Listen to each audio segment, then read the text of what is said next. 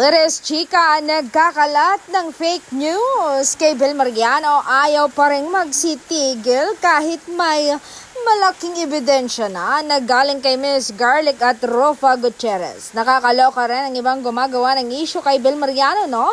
Dahil ibinuking na nga ng isang source namin at ni Rofa Gutierrez mismo na fake news yung pinalabas sa isang post sa Reddit ng old picture ni Bel Mariano na kasama ang ilang mga kaibigan at isang afam.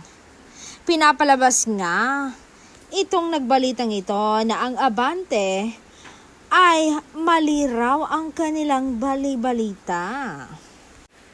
Si Rofa mismo raw, ang isa sa mga kasama ni Bel Mariano sa picture na iyon, ang nagsabing mali ang chikang boyfriend ng kalabti ni Donnie Pangilinan, ang afam. Nakasama nila sa picture at model friend nga raw ng lalaking yon, ang isa pa nilang kasama na si Dong Ronquillo.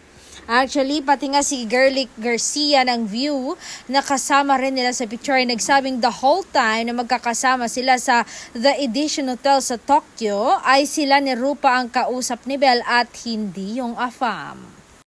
Nakakaloka talaga ang mga fake news peddler na ito. Booking na nga ay ayaw pang manahimik.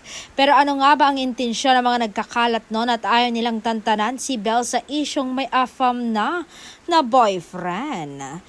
Mas believable naman ang kwento ni Rofa Gutierrez at Garlic na dahil sila mismo ang kasama ni Bel sa araw na iyon.